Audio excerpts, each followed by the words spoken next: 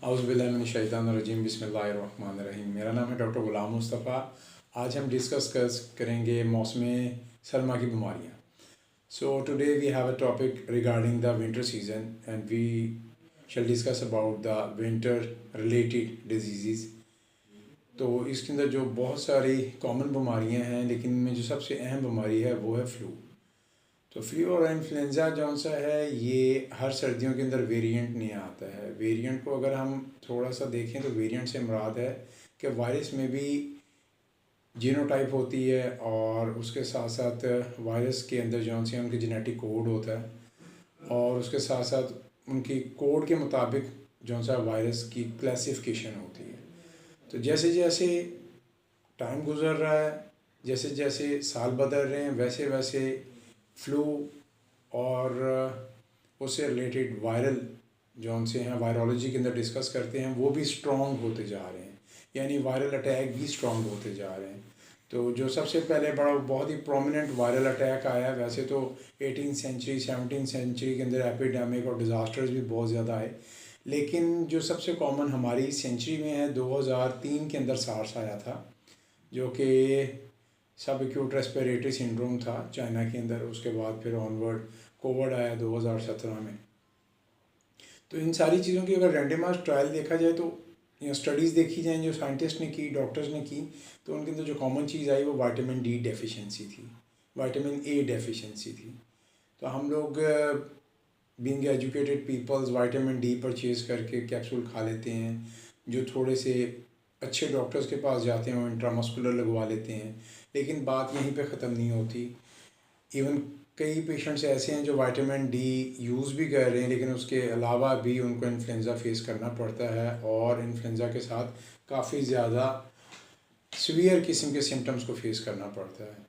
क्योंकि हमारा vitamin D constant उसी वक्त रह सकता है जब हम 1 घंटा एक्सर्शन करेंगे अंडर द सन रेज। सूरज की रोशनी में जब तक हम रोज़ाना 1 घंटा मशक्क़त नहीं करेंगे, विटामिन डी लेवल हमारा अच्छा नहीं हो सकता। सेकेंडरी विटामिन सी है जो कि सिट्रस में है, फ्रूटर किनू वगैरह, आंवला, gooseberry is one of the very richest source of the vitamin C. आंवला बड़ा बेहतरीन है, आंवला का चाट डाला करते थे पहले ज़माने में। तो जब विटामिन सी की डेफिशिएंसी होगी, साथ विटामिन डी की डेफिशिएंसी होगी और विटामिन ए की डेफिशिएंसी होगी जो कि स्वीट पोटैटो यानी शकरकंदी वगैरह में से हासिल होता है। तो ये चीज़ें हमें कॉमन यूज़ करनी पड़ेंगी, देसी घी, मलाई, दूध, लेकिन किसके साथ? फिज़िकली एक्सर्शन के साथ। तो पिछले गुज़श्ता 15-20 साल से जो लाइफ स्टैंडर्ड्स बन चुके हुए हैं वो आपको पता ही है कि इंडोर रेजिडेंस और indoor stay, indoor offices, indoor work occupations, all things are going to be lose us physically day by day. तो हम लोग अपनी जिस्मानी साखत, जिस्मानी ताकत, जिस्मानी सेहत को सूरज से बच के अंदर रह के रोज़ाना की बुनियाद पे नुकसान की तरफ लेके जा रहे हैं।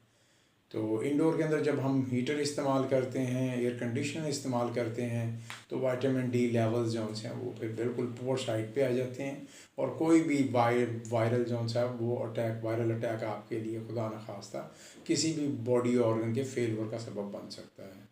सेकेंडरी अगर हम आएँ तो सेकेंड जो सबसे बड़ा प्रॉब्लम है वो डायबिटीज़ का है। सर्दियों के अंदर अनकंट्रोल्ड डायबिटीज़ एक बहुत बड़ा प्रॉब्लम है।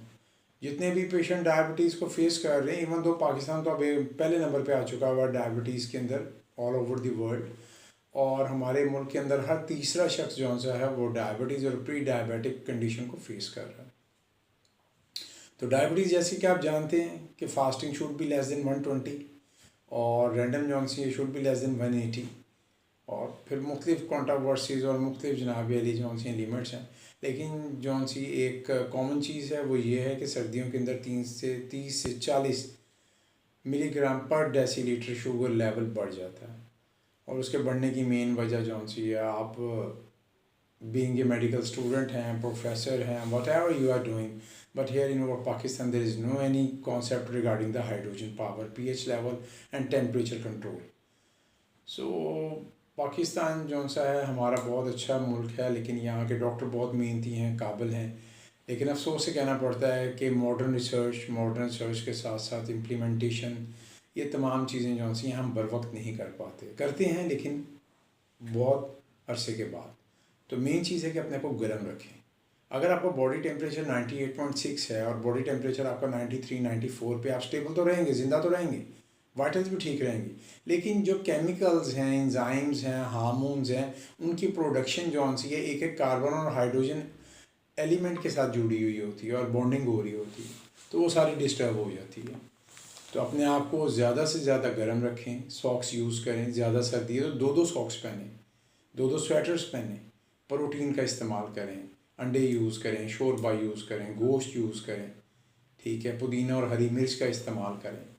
और बॉडी की पीएच जौन सी 7.35 से 7.45 है, उसको एल्कलाइन ना होने दें, उसको ठंडक की तरफ ना लेके जाएं। मिसाल के तौर पे दूध, खीरा, बेकरी आइटम्स, इन चीज़ों से परहेज़ करें। धुली हुई दालें जिनके ऊपर से छिलका उतरा हुआ होता है उनसे परहेज़ करें।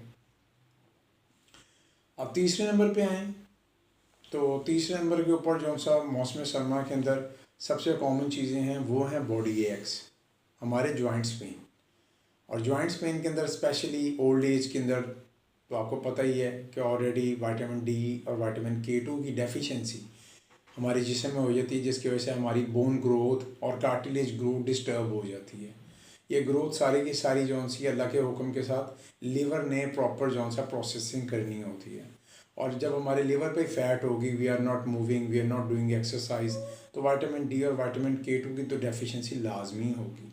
और हम ओरल पिल्स जितनी भी खा लें तो we can't able to stable and maintain over vitamin D and K2 levels with supplements, unless कि आप अपनी खुराक अच्छी ना करें, देसी घी, गोश्त, वॉक, एक्सरसाइज और डिप्रेशन से दूर, मायूसी से दूर। शिर्क के बाद सबसे बड़ा गुनाह मायूसी है, तो कभी भी मायूस ना हो। अल्लाह की ज़ात बहुत बड़ी है, अल्लाह की ज़ात के आगे आप नमाज अदा करें, नफल अदा करें और मायूसी में ना जाएं। मायूसी बहुत बड़ा गुनाह है। Never be go in a depression हो गया, एंग्जाइटी हो गया, उर्दू में इसकी ट्रांसलेशन करेंगे तो मायूसी ही बनेगी।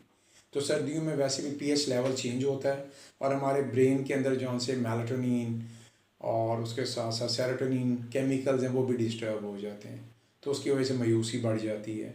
और एक फियर फैक्टर हो गया, एंक्शियस लेवल हो गया, इरिटेबिलिटी हो गई, कॉमन प्रॉब्लम्स हैं। तो अपने आप को गर्म रखें, मेवा जात का इस्तेमाल करें तदाल से, और खाना ज़्यादा खा के अपने आप को एग्जॉस्ट ना करें, उतना खाएं जिसमें आप ज़िंदा रह सकें।